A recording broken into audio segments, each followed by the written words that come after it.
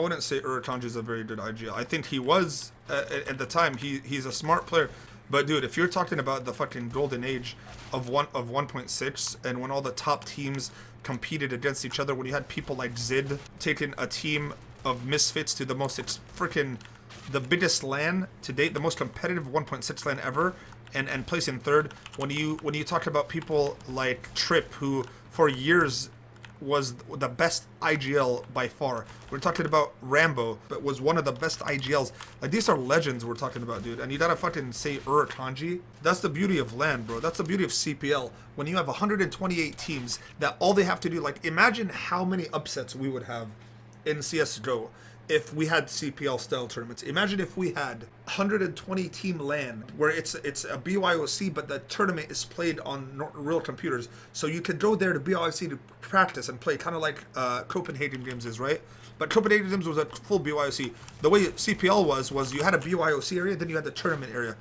And you could practice in the BYOC, but then you gotta take your shit to the tournament area. Imagine if you had 120 fucking teams and just a random team of kids who are just friends, who are just insane at the game, show up and they start raping. Guess what? That's how Navi was fucking founded, bro. Navi was founded like that. They showed up to a LAN and dominated teams. And everyone's like, who the hell are these kids? And that's what how Navi was born as an org. You understand? That can't happen today. It's too limited now. I hate the way it is now, man. I gotta watch the same fucking 16 teams battle it out nonstop all the time. It's not exciting anymore. You need to have a way for these teams that have no way in to just commit their lives to the game and go in, pay their way to a LAN, and compete at a major LAN and have a chance to play against a top team and have a chance to beat a top team. I'm lucky enough to have been able to play in a time period. My whole CS Source career happened because of CPL. Because I was able to pay my way to a CPL, okay? Mind you, I paid my way there. I was broke. Father lent me the money to go to CPL. I went there. I had a 2-week boot camp with a random PUD team. This team had I didn't even meet these guys or play one game with them till the actual freaking 2 weeks before the LAN. We met at a LAN center. We practiced for 2 weeks boot camped. We went to CPL, and we got 16th to or 15th to 18th place. Like, we did decent out of 120 teams. Like, we did decent, right? But you know what happened? Because of my individual performance to make it that far, the team that placed second, the captain of that team came to me and said he wants to build around me. And me and him, he took me in, he recruited a couple new guys. He cut his second place team. He cut the players on his second place team. He only kept one dude. He recruited me and 2 other new players. We came together, and 3 weeks later, we were at another LAN in LA called LANFest 2005.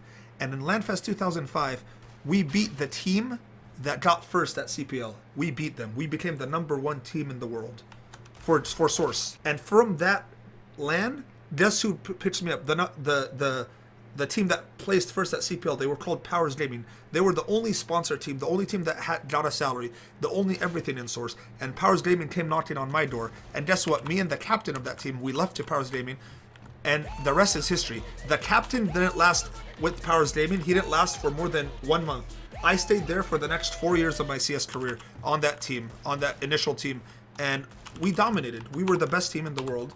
I can honestly say I was on a team at one point in time in a game, and I was on the best team in the entire world, and I was the best player on the best team in the entire world for a long period of time. But it was the game that I committed my life to at the time.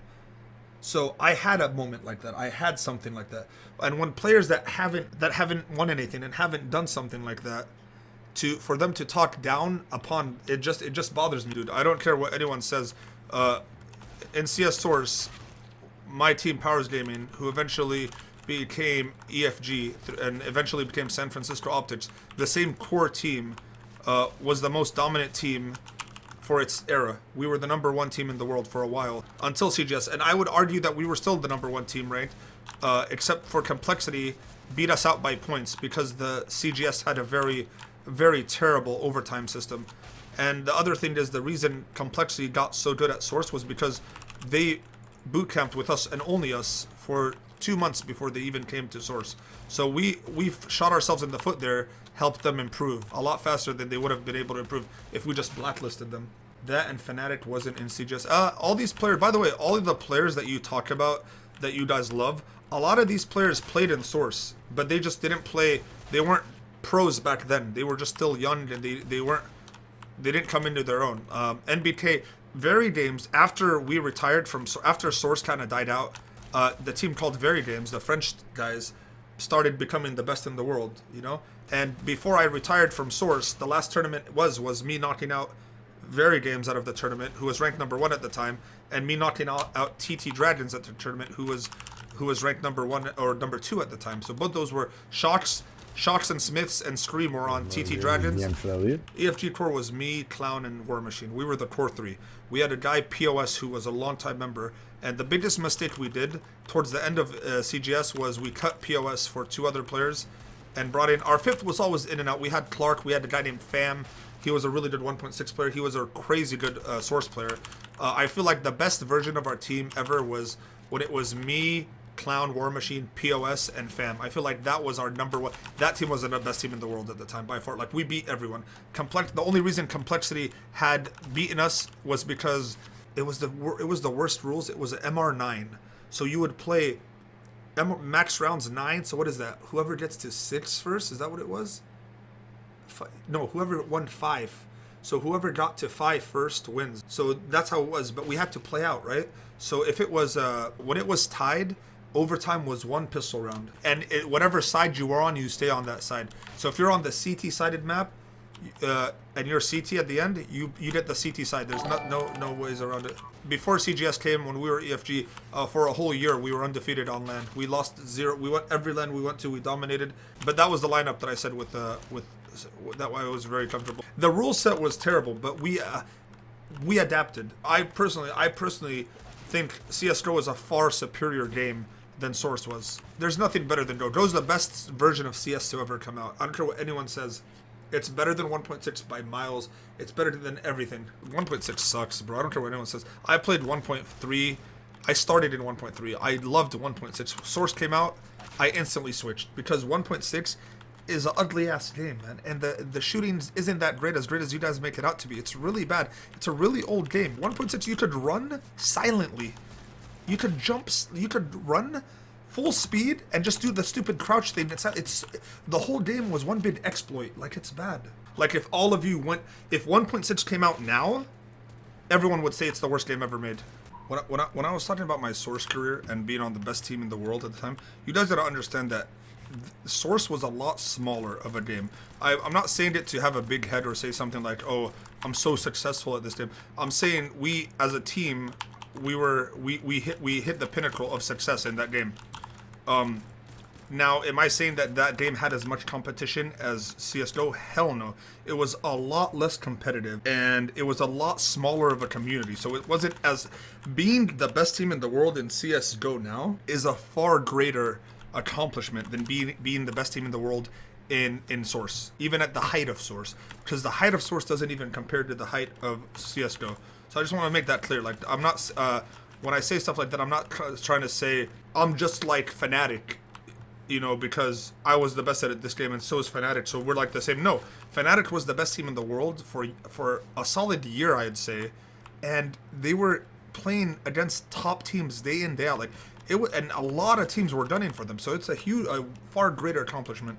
1.6, I would argue that 1.6 was not bigger than Source because 1.6 had less money put in it, and if we're talking about players, I think Source had more players than 1.6 in terms of overall casual players playing. The main reason for that was because Valve kind of pulled the plug on 1.6 and stopped putting money into it. The only tournaments that were happening were like the big CPLs and shit, but the bigger tournaments for a lot more money were the Source tournaments. CGS, for instance, was a huge $5 million a season league that gave first place $500,000 at the time. You know, it would be divided by 10 players, obviously, because CGS had this weird game thing where they had multiple games. The thing about I'll give 1.6 this. 1.6 had a bigger, a more competitive community for sure than Source. Definitely. And there's more teams that were really good at the top. Yeah, like I at think the so end. too. For the record, I want you guys to know that I was 1.6 was I'm not a 1.6 hater. I loved every single player in 1.6 was I idolized. I idolized Neo. I idolized Force. I idolized Spawn. NOA was my favorite team ever. I loved the whole thought process of NOA. That's why it really FaZe Clan kind of reminds me of NOA. Just 5 guys from 5 different countries dominating. Even though NOA had 2 Americans and I think 2 Norwegians at one point. I loved 1.6. I remember my first time ever seeing Executor. My first time at my CPL, the CPL where I got 15th place, it had a 1.6 tournament and a Source tournament. I swear to God, dude, I was sitting there in the 1.6 area, and I would just sit there, bro, and I would just like literally be such a creep behind them, like 10 feet behind them, trying to listen in on their conversations. And then I realized, bro, like I can't understand the language they're speaking.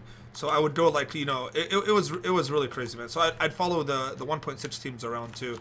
But it was a really great time, dude. 1.6 is by far like my best memories come from 1.6, like watching 1.6. I used to go to a fucking local LAN center and play, and we would watch Team 3D play. We would watch everything. We would rival. It was crazy, man. United 5, that's what I talked about. Moses and his brother Hare, they were legends to me. Like I definitely have a shit ton of respect. I don't like when people downplay Source as if Source meant nothing, because it did mean something. It meant something to a lot of people. Source was a great game when it came out. To me, Source was a better game than 1.6 in terms of more fun. It was just a better game to play. You couldn't exploit Source as much. Although towards the end, there's a lot of exploits you could have done. Spawn. I remember first time I met Spawn or the only time I met Spawn, we were at CPL, we were stuck in an elevator. Not stuck. We were using the elevator together. I remember I was so nervous, and I just looked at him. I was like, hey, man, I just want to say I'm a huge fan. And that's it. And he's like, thank you. And I remember, like, I liked it because his name was like Abdismal Muhammad, and my first name is Muhammad, so I was like, dude, like, hell yeah, we have the same name, like we're gonna be best friends.